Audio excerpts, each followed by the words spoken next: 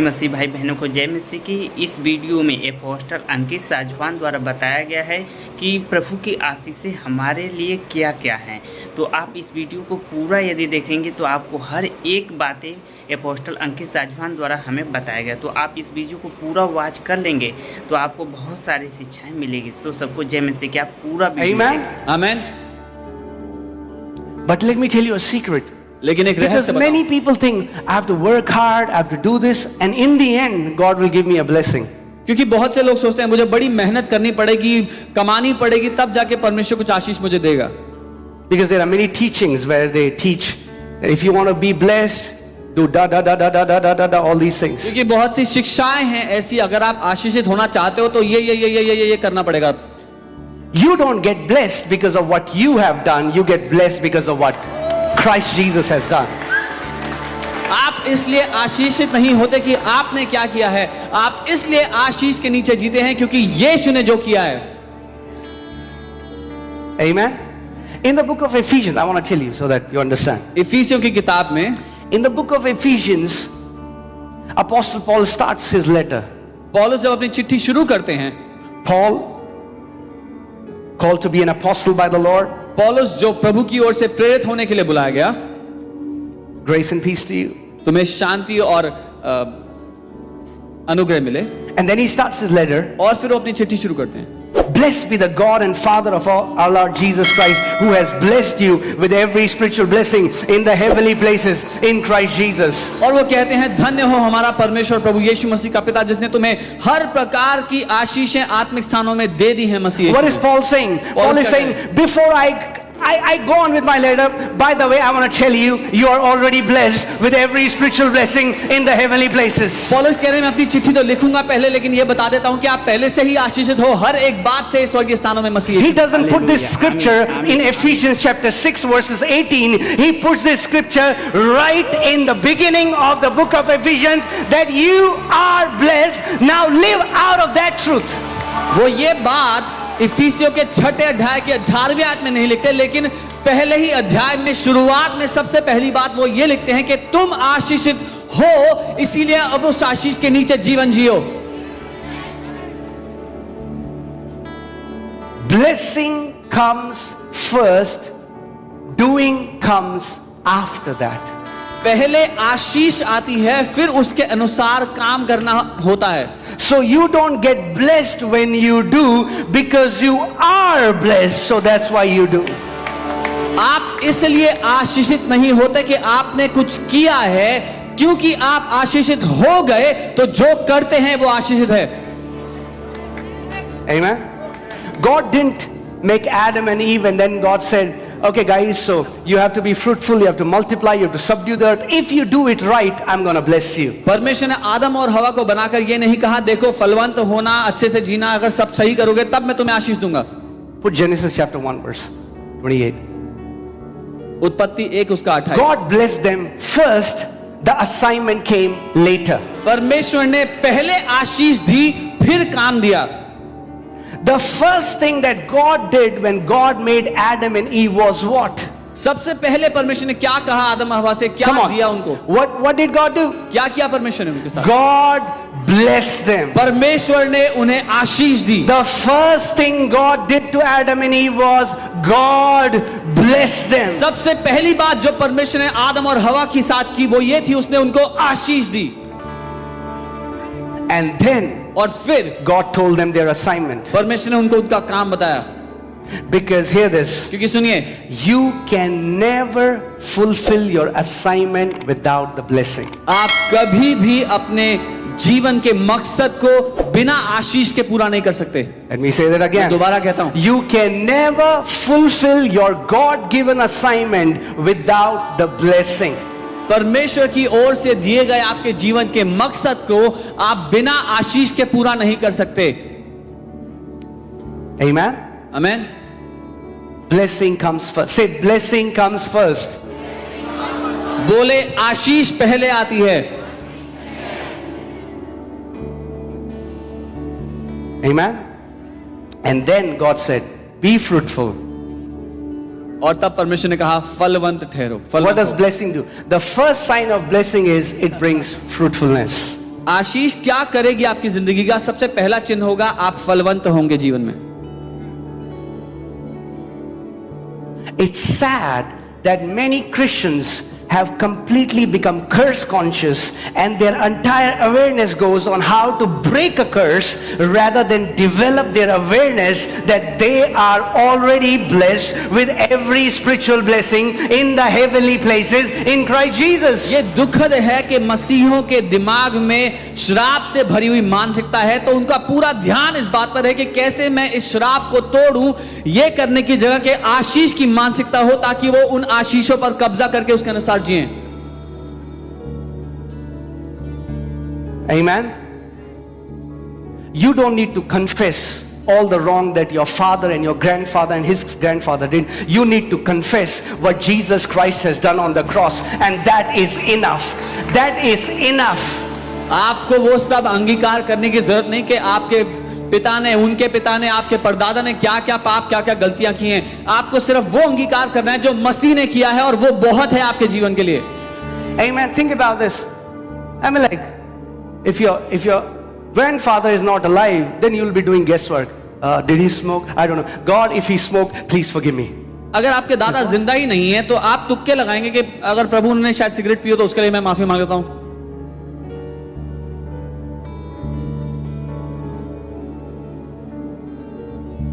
Are you here? यहाँ हैं? Am I talking to the right kind of people? सही लोगों से बात कर रहा हूं मैं। I'm telling you, it's a cycle. If you enter that cycle, I want to get my curse broken, you will live all your life and never realize that Jesus had already redeemed you from every curse. मैं आपको बता रहा हूं, वो एक गोले की तरह है। अगर उस गोले में प्रवेश कर गए कि मुझे अपने जिंदगी के श्राप तोड़ने, तो जिंदगी भर उस गोले में घूमते रहोगे, कुछ नहीं कर पाओगे। Amen. Okay, let's go back to the list. Hallelujah. वापस अपने Praise list में। God. Amen. What is the next fourth point?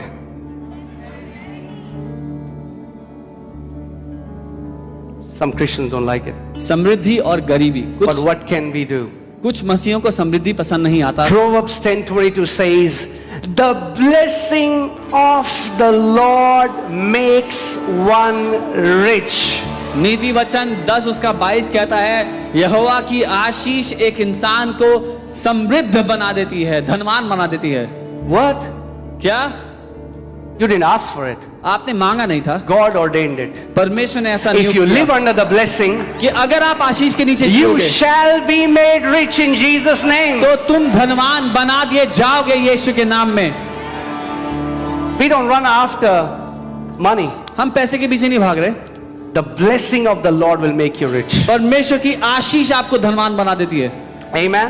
Amen. But it's a different kind of rich. लेकिन ये अलग किस्म की अमीरी है। There are many rich people in the world बहुत से अमीर लोग हैं दुनिया में who are really not rich. जो सच में अमीर नहीं है। They are so poor that all they have is just money. वो इतने गरीब हैं कि उनके पास सिर्फ पैसा ही है। That's not rich Bible talks about. ये वो अमीरी नहीं जिसकी बाइबल बात करती है। You can have a big house and a big car, but you can be miserable under the closed doors. बड़ा घर, बड़ी गाड़ी होने के बावजूद बंद दरवाजे के पीछे दयनीय जीवन जी सकता है एक व्यक्ति। Put Proverbs 12:22. I want to show you something. नीति वचन 10 उसका 22 में कुछ दिखाना चाहता हूं आपको। Oh, sabrala ba ba ba ba. Okay. The blessing of the Lord does what? Is that in your Bible? Are you sure? यहोवा की आशीष एक व्यक्ति को धनवान बना देती है। आपकी बाइबल में है? And say and. That's not over. And बोले और, क्योंकि बात अभी खत्म नहीं हुई है। He adds no sorrow with it. और वह उसके साथ दुख नहीं मिलाता। What kind of rich would be when you are rich without sorrow? Can you imagine that kind of richness? किस तरह की अमीरी होगी वो जिसमें कोई दुख नहीं है आपकी जिंदगी में? क्या आप कल्पना कर सकते हैं ऐसी अमीरी की? There are many rich people, all they eat is boiled food. बहुत से अमीर लोग हैं लेकिन सिर्फ उबला हुआ खाना ही खा पाते हैं वो लोग। They have Rolls Royce, but all they can go is from their bedroom to their bathroom. Rolls Royce है उनके घर में खड़ी, लेकिन वो सिर्फ बेडरूम से बाथरूम No, तक जा that's पाते हैं। not the kind of prosperity God has promised for His children. इस तरह की अमीरी परमेश्वर ने अपने बच्चों को नहीं वायदे में दी।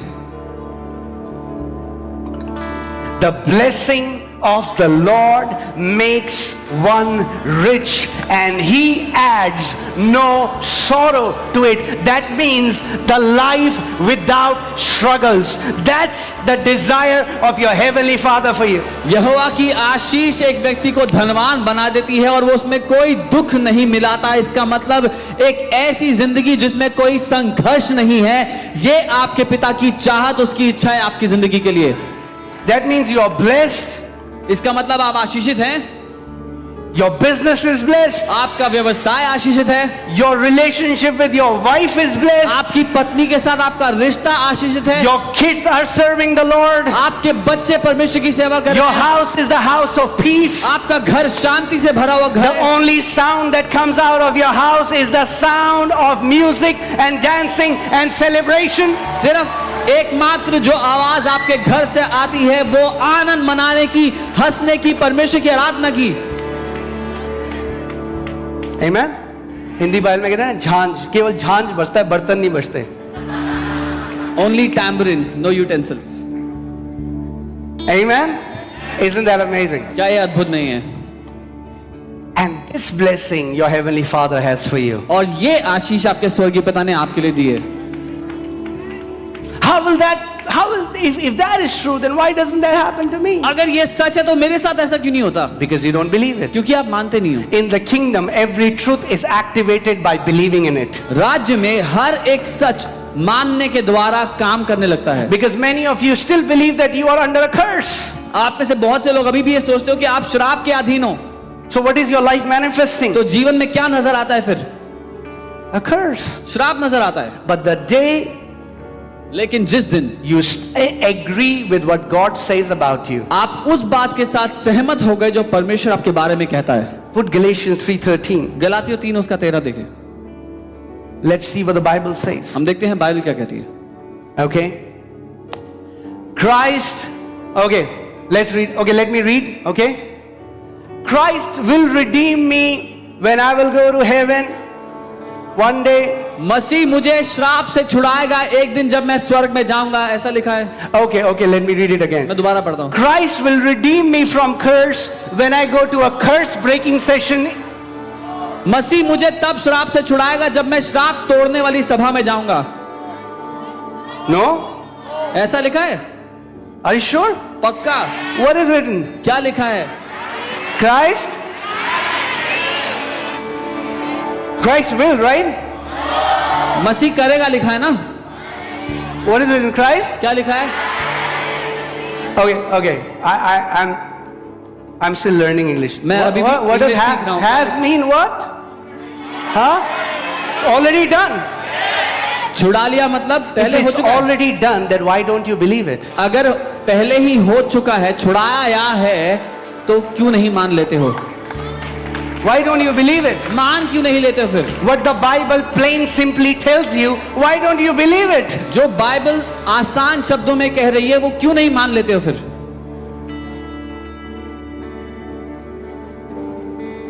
Amen? That's what the enemy has done. People like complex teachings. दुश्मन ने यही करा है, लोगों को बहुत ही पेचीदा शिक्षाएं पसंद आती हैं। क्या पास्टर आप क्या कह रहे हैं? What do you I'm say, blessed. pastor? Are we blessed? अरे कुछ इजराइल से लाओ, कोई मिट्टी विट्टी, No, bring some mud from Israel थोड़ा first. पाम लीव्स घुमाओ ऐसे 7 डायरेक्शन में, Swing some palm leaves first in 7 directions. फिर 7 बार शोफार बजाओ, तब शायद हम मानेंगे हमारे कर्ज टूटे. Play the shofar 7 times, then we might believe that our curses are finally broken. We go after complex teaching. We don't believe the simple truth of the word of God. हम ऐसी पेचीदा शिक्षाओं के पीछे भागते हैं, वचन के आसान सत्य को नहीं मानना चाहते। What does has mean? हो गया है, छुड़ा लिया है का क्या मतलब हुआ? What does has mean? छुड़ाया है का मतलब क्या हुआ? It's done. हो चुका है।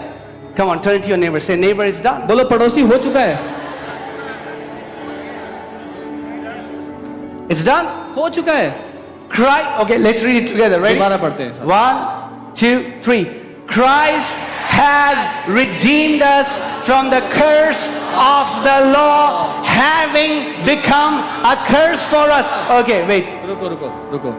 यहाँ लिखा है मसीह ने हमारे लिए श्रापित बना। मसीह हमारे लिए श्रापित बना। What is poverty? गरीबी क्या है? It's a curse. श्राप है। Jesus took that curse on himself. यीशु ने वो श्राप अपने ऊपर ले लिया। The day you know this truth, you won't be poor anymore. जिस दिन आप ये सच को जान गए, आप गरीब नहीं रहेंगे। What is sickness? बीमारी It's a क्या है? curse. श्राप है। Amen? Amen. We are not displaying Ankit James version. We are displaying the Bible that is, you have the same Bible. यहाँ पर पास्टर अंकित का खुद का कोई वर्जन आप नहीं पढ़ रहे, जो आपकी बाइबल कहती है वही पढ़ रहे हैं। Say Christ has. बोले मसीह ने छुड़ाया है। Has. छुड़ाया है। Has. छुड़ाया है। भूतकाल मतलब Past हो tense. चुका है। Past tense means it's done.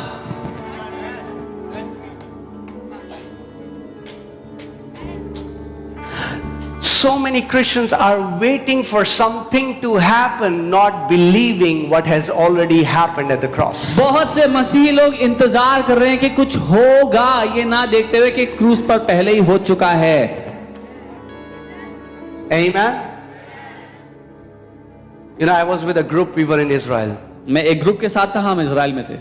They told me, उन्होंने मुझसे कहा, Pastor, we want you pastor हम चाहते हैं कि आप to break the curse. श्राप को तोड़ें, Pray. प्रार्थना करें। I was the wrong person in the team. मैं उस टीम में गलत व्यक्ति था।